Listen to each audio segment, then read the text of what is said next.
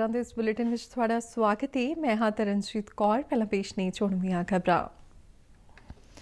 प्रधानमंत्री नरेंद्र मोदी ने कहा है कि देश दीआं भविख विच ऊर्जा लोड़ां दी पूर्ति लई हुण तो तैयार रहण दी लोड़ है। प्रधानमंत्री ने वीडियो कॉन्फ्रेंस राहीं कोची मंगलुरु सीएनजी पाइपलाइन राष्ट्र नूं समर्पित की। सुप्रीम कोर्ट ने संसद की नवी इमारत की उसारी वाले सेंट्रल विस्टा प्रोजेक्ट लिए डीडीए वालों जारी किए गए नोटिफिकेशन को जायज़ ठहराया है। केंद्रीय मंत्री हरदीप सिंह पुरी ने सर्वोच्च अदालत के फैसले का स्वागत करदियां कहा कि इस नाल सेंट्रल विस्टा प्रोजेक्ट के काम विच तेजी आवेगी। संयुक्त राष्ट्र सुरक्षा परिषद के 5 नवे member Bharat, Mexico, Norway, Ireland और कीनिया रस्मी तौर पर परिषद में शामिल हुए। बर्ड फ्लू के खदशे को देखदियां राजस्थान, हिमाचल प्रदेश और मध्य प्रदेश विच अलर्ट जारी। पंजाब विच भी जंगलात और जंगली जीव सुरक्षा विभाग वालों जलगाहां ते अलर्ट जारी किया गया।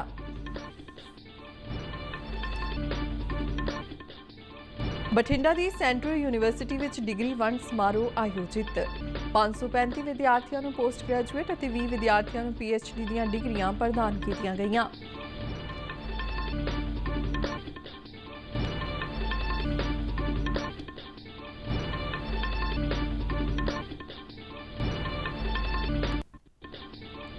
ते पंजाब समेत समुचे उत्तर भारत विच शीत लहर का प्रकोप जारी।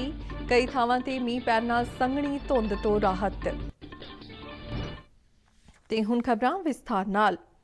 प्रधानमंत्री नरेंद्र मोदी ने कहा कि देश दीआं भविख विच ऊर्जा लोड़ां दी पूर्ति लई अज तो तैयार रहण दी लोड़ है। वीडियो कॉन्फ्रेंस राहीं 450 किलोमीटर लंबी कोची मंगलुरु सीएनजी पाइपलाइन राष्ट्र नूं समर्पित करन मौके संबोधन करदिआं प्रधानमंत्री ने कहा कि साडी सरकार एक राष्ट्र एक गैस ग्रिड का टीचा लैके चल रही है। उन्होंने कहा कि वातावरण पक्खी बालन नूं तरजीह देंदिआं सरकार वालों पिछले 6 सालों दौरान LPG के 14 करोड़ कनैक्शन दिते ने। उन्होंने कहा कि कोरोना काल विच लोड़वंदां नूं 12 करोड़ LPG सिलेंडर मुहैया करवाए गए ने। प्रधानमंत्री ने कहा कि साल 2014 में देश भर में CNG स्टेशनों की गिणती 900 के आस-पास सी, जबकि पिछले 6 सालों दौरान 1500 नवे CNG स्टेशन स्थापित किए गए ने। उन्होंने कहा कि स्वच्छ ऊर्जा वाल कदम वधाउंदिआं सरकार वालों 10,000 CNG स्टेशन स्थापित करने लई काम किया जा रहा है। प्रधानमंत्री ने कहा कि विकास को तरजीह देके जेकर कोई काम किया जाए तो कोई भी टीचा असंभव नहीं हो सकता। उन्होंने कहा कि 21वीं सदी में स्वच्छ ऊर्जा और कनैक्टिविटी पर जोर देने वाला देश नवीं बुलंदियां ते पहुंचेगा। बहुत बड़ा उदाहरण है कि विकास को प्राथमिकता देते हुए सभी मिलकर काम करें तो कोई भी लक्ष्य असंभव नहीं। ये प्रोजेक्ट से जुड़े लोग जानते हैं कि इंजीनियरिंग के लिहाज से इसे पूरा करना कितना मुश्किल था। साल 2014 तक जहां 14 करोड़ LPG कनेक्शन देश भर में थे, वहीं बीते 6 सालों में इतने ही नए कनेक्शन और दिए गए हैं। उज्ज्वला योजना जैसी स्कीम से देश के 8 करोड़ से ज्यादा गरीब परिवारों के घर कुकिंग गैस तो पहुंची है, साथ ही इससे LPG से जुड़ा इंफ्रास्ट्रक्चर भी देश में मजबूत हुआ है। साथियों, एक बड़ी वजह रही कि कोरोना काल में देश में रसोई गैस की किल्लत कभी नहीं हुई। गरीब से गरीब को हम उस मुश्किल समय में करीब 12 करोड़ मुफ्त सिलेंडर उपलब्ध करा पाए।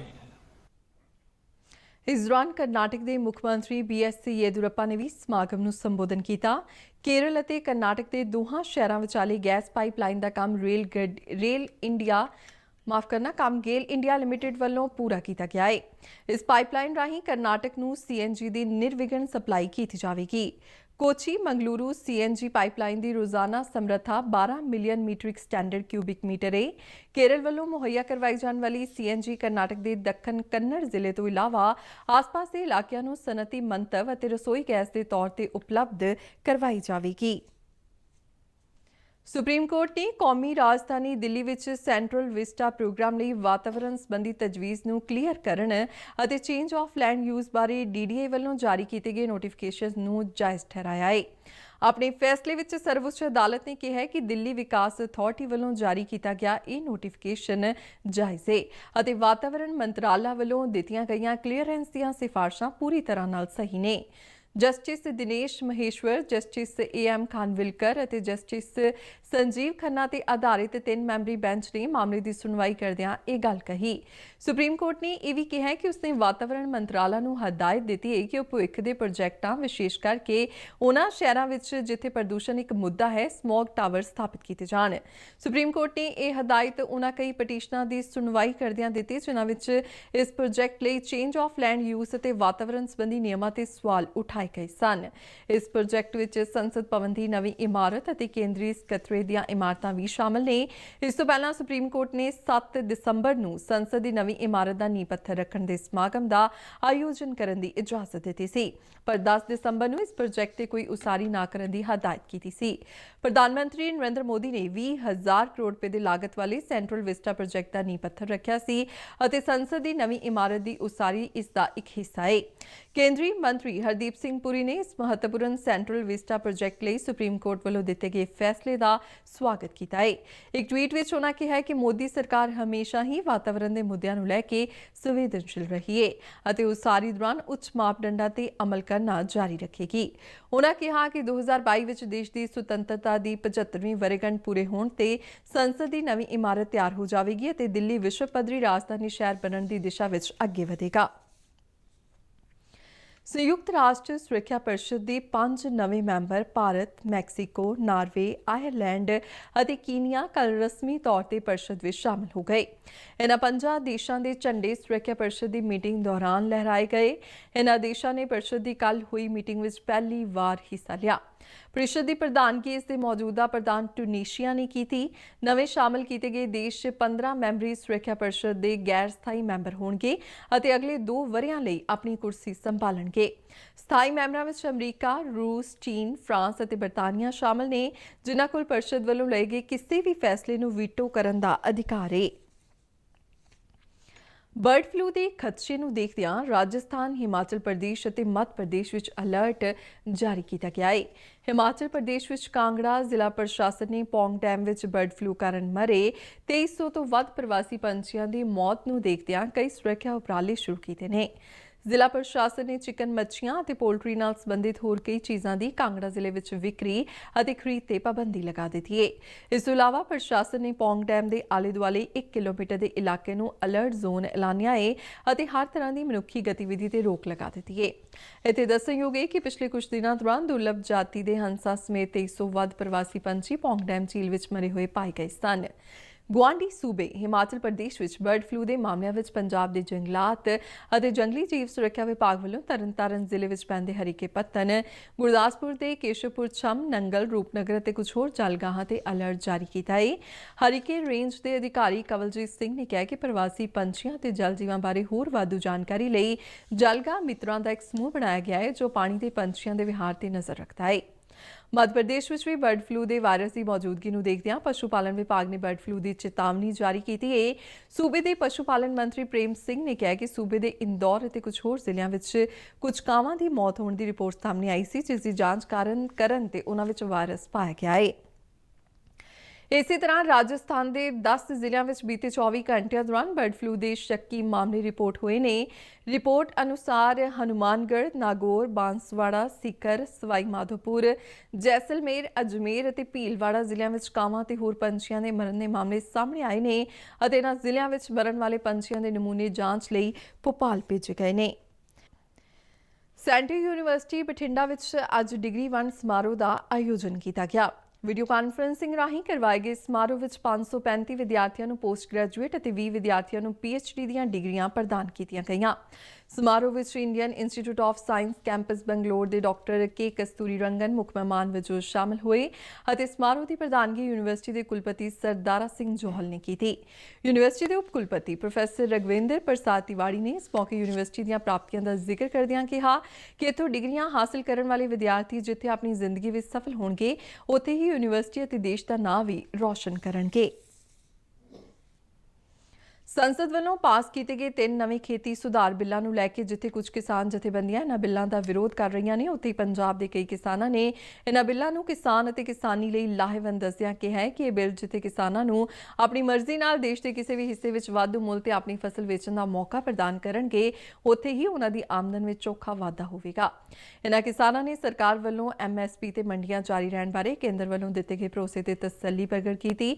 ਉਹਨਾਂ ਦਾ ਕਹਿਣਾ ਸੀ ਕਿ ਇਸ ਵਾਰ ਉਹਨਾਂ ਦੀ ਝੋਨੇ ਦੀ ਫਸਲ MSP ਤੇ ਹੀ ਵਿਕੀ ਹੈ ਤੇ ਇਸ ਬਾਰੇ ਕਿਸਾਨਾਂ ਦੇ ਮਨਾਂ ਵਿੱਚ ਸ਼ੱਕ ਨਹੀਂ ਹੋਣਾ ਚਾਹੀਦਾ। ਸਰਕਾਰ ਨੇ ਤਾਂ ਸਾਡੇ ਵਾਸਤੇ ਬੜਾ ਚੰਗਾ ਕੰਮ ਕੀਤਾ ਇਹ ਬਿੱਲ ਲਿਆ ਕੇ। ਜੇ ਪਹਿਲੇ ਬਿੱਲ ਜਿਹੜੇ ਚੰਗੇ ਹੁੰਦੇ ਤੇ ਕਿਸਾਨ ਖੁਦਕਸ਼ੀਆਂ ਕਿਉਂ ਕਰਦੇ? ਇਹਦੇ ਨਾਲ ਤਾਂ ਬੜਾ ਫਾਇਦਾ ਹੋਣਾ ਹੈ। ਜਿਹੜੇ ਕਿਸਾਨ ਕਣਕ ਝੋਨੇ ਤੋਂ ਬਗੈਰ ਸਬਜ਼ੀ ਬੀਜਦੇ ਨੇ ਉਹਨਾਂ ਵਾਸਤੇ ਬੜੇ ਵੱਡਾ ਆ। ਹੁਣ ਜੇ ਆਪਾਂ ਸਾਰੇ ਪੰਜਾਬ ਵਾਲੇ ਗੋਭੀ ਬੀਜਣ ਡਏ ਆ, ਆਲੂ ਬੀਜਦੇ ਆ, ਅਸੀਂ ਕਿਸਾਨਾਂ ਨੇ ਇੱਕ ਦੂਜੇ ਦੇ ਥੋੜੇ ਖਰੀਦਣੇ ਆ। ਕੋਈ ਬਾਹਰ ਦਾ ਵਪਾਰੀ ਆਊਗਾ ਸਾਡੀ ਏਜੰਸੀ ਖਰੀਦੂਗਾ ਤਾਂ ਹੀ ਸਾਡੇ ਵਾਸਤੇ ਚੰਗਾ ਕੰਮ ਹੋਣਾ, ਤਾਂ ਹੀ ਸਾਨੂੰ ਉਚਿਤ ਭਾਅ ਮਿਲੂਗਾ। ਅਸੀਂ ਸਰਕਾਰ ਤੋਂ ਪੁਰਜੋਰ ਮੋਦੀ ਸਾਹਿਬ ਅੱਗੇ ਬੇਨਤੀ ਕਰਦੇ ਆ ਕਿ ਇਹ ਬਿੱਲ ਜਿਹੜੇ ਆ ਬਿਲਕੁਲ ਰੱਦ ਨਹੀਂ ਹੋਣੇ ਚਾਹੀਦੇ।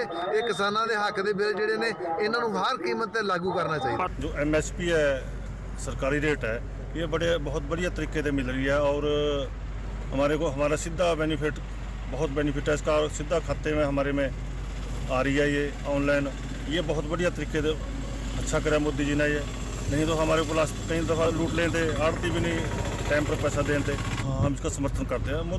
मोदी सरकार बहुत बढ़िया काम कर रही है। मोदी वर्गा कोई है ही नहीं, दूसरा और कोई किसी पार्टी के पास कोई नेता नहीं है। मोदी अगर मोदी नहीं अच्छा कर सकता और कोई कर ही नहीं सकता जी। ਪੰਜਾਬ ਸਮੇਤ ਸਮੁੱਚੇ ਉੱਤਰ ਭਾਰਤ ਵਿੱਚ ਸੀਤ ਲਹਿਰ ਦਾ ਪ੍ਰਕੋਪ ਜਾਰੀ ਹੈ ਅਤੇ ਠੰਡੀਆਂ ਹਵਾਵਾਂ ਚੱਲਣ ਨਾਲ ਜਿੱਥੇ ਤਾਪਮਾਨ ਵਿੱਚ ਕਾਫੀ ਗਿਰਾਵਟ ਆਈ ਹੈ, ਉੱਥੇ ਅੱਜ ਕਈ ਥਾਵਾਂ ਤੇ ਮੀਂਹ ਪੈਣ ਨਾਲ ਧੁੰਦ ਤੋਂ ਥੋੜੀ ਰਾਹਤ ਮਿਲੀ ਹੈ। ਮੌਸਮ ਵਿਭਾਗ ਨੇ ਕਿਹਾ ਕਿ ਆਉਣ ਵਾਲੇ 2 ਦਿਨਾਂ ਦੌਰਾਨ ਸਵੇਰੇ ਤੇ ਸ਼ਾਮ ਦੇ ਸਮੇਂ ਦੌਰਾਨ ਸੰਘਣੀ ਧੁੰਦ ਪੈਣ ਦੀ ਸੰਭਾਵਨਾ ਹੈ। ਪੰਜਾਬ ਵਿੱਚ ਕੱਲ੍ਹ ਤੋਂ ਸ਼ੁਰੂ ਹੋਈ ਬਾਰਿਸ਼ ਅੱਜ ਪੂਰਾ ਦਿਨ ਜਾਰੀ ਰਹੀ ਹੈ ਅਤੇ ਅਗਲੇ 2 ਦਿਨਾਂ ਦੌਰਾਨ ਸੂਬੇ ਵਿੱਚ ਕੁਝ ਇੱਕਾ-ਦੁੱਕਾ ਥਾਵਾਂ ਤੇ ਹਲਕੀ ਬਾਰਿਸ਼ ਹੋਣ ਦਾ ਅਨੁਮਾਨ ਹੈ। ਇਸ ਤੋਂ ਇਲਾਵਾ ਗਰਜ ਚਮਕਣਾ, ਛਿੱਟੇ ਪੈਣ ਅਤੇ ਕਿਤੇ-ਕਿਤੇ ਅਸਮਾਨੀ ਬਿਜਲੀ ਡਿੱਗਣ ਦੀ ਵੀ ਸੰਭਾਵਨਾ ਜਤਾਈ ਗਈ ਹੈ। ਜੰਮੂ ਕਸ਼ਮੀਰ ਦੀ ਗਰਮੀਆਂ ਦੀ ਰਾਜਧਾਨੀ ਸ਼੍ਰੀਨਗਰ ਅਤੇ ਕਸ਼ਮੀਰ ਘਾਟੀ ਦੇ ਕਈ ਦੂਜੇ ਹਿੱਸਿਆਂ ਵਿੱਚ ਅੱਜ ਲਗਾਤਾਰ ਤੀਜੇ ਦਿਨ ਵੀ ਰੁਕ-ਰੁਕ ਕੇ ਦਰਮਿਆਨੀ ਤੋਂ ਭਾਰੀ ਬਰਫ਼ਬਾਰੀ ਹੁੰਦੀ ਰਹੀ, ਜਿਸ ਕਾਰਨ ਤਾਪਮਾਨ ਆਮ ਨਾਲੋਂ ਕਈ ਡਿਗਰੀ ਹੇਠਾਂ ਹੋਰ ਆ ਗਿਆ। ਇਸੇ ਦੌਰਾਨ ਕਸ਼ਮੀਰ ਘਾਟੀ ਦੇਸ਼ ਦੇ ਦੂਜੇ ਹਿੱਸਿਆਂ ਤੋਂ ਹਵਾਈ ਅਤੇ ਸੜਕੀ ਸੰਪਰਕ ਤੋਂ ਕੱਟੀ ਰਹੀ ਹੈ ਅਤੇ ਪਿਛਲੇ 3 ਦਿਨਾਂ ਤੋਂ ਇਸ ਦਾ ਦੇਸ਼ ਦੇ ਬਾਕੀ ਹਿੱਸਿਆਂ ਨਾਲ ਸੰਪਰਕ ਟੁੱਟਿਆ ਹੋਇਆ ਹੈ। ਮੌਸਮ ਵਿਭਾਗ ਦੇ ਇੱਕ ਬੁਲਾਰੇ ਨੇ ਦੱਸਿਆ ਕਿ ਕਸ਼ਮੀਰ ਘਾਟੀ ਪਿਛਲੇ ਕੁਝ ਦਿਨਾਂ ਤੋਂ ਪੱਛਮੀ ਹਵਾਵਾਂ ਦੇ ਦਬਾਅ ਵਿੱਚ ਹੈ ਅਤੇ ਹਲਕੀ ਤੋਂ ਦਰਮਿਆਨੀ ਬਰਫ਼ਬਾਰੀ ਲਗਾਤਾਰ ਜਾਰੀ ਹੈ। ਬੁਲਾਰੇ ਨੇ ਕਿਹਾ ਕਿ ਵਿਭਾਗ ਵੱਲੋਂ ਭਾਰੀ ਬਾਰਿਸ਼ ਅਤੇ ਬਰਫ਼ਬਾਰੀ ਹੋਣ ਦੀ ਚੇਤਾਵਨੀ ਜਾਰੀ ਕੀਤੀ ਗਈ ਹੈ। ਵਿਭਾਗ ਨੇ ਲੋਕਾਂ ਨੂੰ ਕਿਹਾ ਕਿ ਬਰਫ਼ਬਾਰੀ ਕਾਰਨ ਸੜਕਾਂ ਤੇ ਫਿਸਲਣ ਹੋਣ ਦੇ ਮੱਦੇਨਜ਼ਰ ਉਹ ਆਪਣੇ ਵਾਹਨ ਲੈ ਕੇ ਸੜਕਾਂ ਤੇ ਨਾ ਆਉਣ। ਪ੍ਰਸ਼ਾਸਨ ਨੇ ਕਸ਼ਮੀਰ ਘਾਟੀ ਨੂੰ ਦੇਸ਼ ਦੇ ਬਾਕੀ ਹਿੱਸਿਆਂ ਨਾਲ ਜੋੜਨ ਵਾਲੀ ਸਾਰਿਆਂ ਹੀ ਮੌਸਮਾਂ ਲਈ 270 ਕਿਲੋਮੀਟਰ ਲੰਬੀ ਸ਼੍ਰੀਨਗਰ ਜੰਮੂ ਰਾਸ਼ਟਰੀ ਸੜਕ ਨੂੰ ਗੱਡੀਆਂ ਦੀ ਆਵਾਜਾਈ ਲਈ ਅੱਜ ਤੀਜੇ ਦਿਨ ਬੰਦ ਕਰ ਦਿੱਤਾ ਹੈ। ਭਾਰਤੀ ਮੌਸਮ ਵਿਭਾਗ ਨੇ ਕਿਹਾ ਕਿ 2020 ਦਾ ਸਾਲ ਸੰਨ 1901 ਤੋਂ ਹੁਣ ਤੱਕ ਦਾ 8ਵਾਂ ਸਭ ਤੋਂ ਗਰਮ ਵਰ੍ਹਾ ਰਿਕਾਰਡ ਕੀਤਾ ਗਿਆ ਹੈ। ਸਾਲ 2020 ਦੌਰਾਨ ਭਾਰਤ ਦੀ ਜਲਵਾਯੂ ਉੱਤੇ ਇੱਕ ਬਿਆਨ ਜਾਰੀ ਕਰਦਿਆਂ ਵਿਭਾਗ ਨੇ ਕਿਹਾ ਕਿ ਹੁਣ ਤੱਕ ਦੇ 2006 ਤੋਂ 2020 ਦੌਰਾਨ 15 ਗਰਮ ਵਰ੍ਹਿਆਂ ਵਿੱਚੋਂ 12 ਵਰ੍ਹੇ ਜ਼ਿਆਦਾ ਗਰਮ ਰਹੇ ਨੇ ਅਤੇ ਪਿਛਲਾ ਇੱਕ ਦਹਾਕਾ ਪੂਰੀ ਤਰ੍ਹਾਂ ਨਾਲ ਗਰਮ ਦਰਜ ਕੀਤਾ ਗਿਆ ਹੈ। ਦੇਸ਼ ਵਿੱਚ ਕੁੱਲ ਬਾਰਿਸ਼ ਵੀ ਦੱਖਣ ਪੱਛਮੀ ਮੌਨਸੂਨ ਸੀਜ਼ਨ ਦੌਰਾਨ ਆਮ ਨਾਲੋਂ ਉੱਪਰ ਰਹੀ ਹੈ। 2020 ਦੌਰਾਨ ਉੱਤਰੀ ਹਿੰਦ ਮਹਾਸਾਗਰ ਤੇ 5 ਚੱਕਰਵਾਤੀ ਤੂਫਾਨ ਬਣੇ, ਜਿਨ੍ਹਾਂ ਵਿੱਚ ਸਭ ਤੋਂ ਜ਼ਿਆਦਾ ਖਤਰਨਾਕ ਤੂਫਾਨ ਅੰਫਨ ਰਿਹਾ, ਜਿਸ ਕਾਰਨ ਦੇਸ਼ ਨੂੰ ਕਾਫੀ ਨੁਕਸਾਨ ਝੱਲਣਾ ਪਿਆ। ਉਸ ਤੋਂ ਬਾਅਦ ਦੂਜਾ ਵੱਡਾ ਤੂਫਾਨ ਨਿਵਾਰ ਅਤੇ ਗਤੀ ਰਹੇ, ਜਿਨ੍ਹਾਂ ਨੇ ਵੀ ਕਾਫੀ ਤਬਾਹੀ ਮਚਾਈ। 2 ਹੋਰ ਚੱਕਰਵਾਤੀ ਤੂਫਾਨ ਨਿਸਰਗਾ ਤੇ ਬੁਰੇਵੀ ਦੀ ਮਾਰ ਵੀ ਦੇਸ਼ ਨੂੰ ਝੱਲਣੀ ਪਈ। ਤੇ ਇਸ ਨਾਲ ਹੀ ਖਬਰਾਂ ਦਾ ਇਹ ਬੁਲੇਟਿਨ ਖਤਮ ਹੁੰਦਾ ਹੈ। ਆਗਿਆ ਦਿਓ। ਨਮਸਕਾਰ।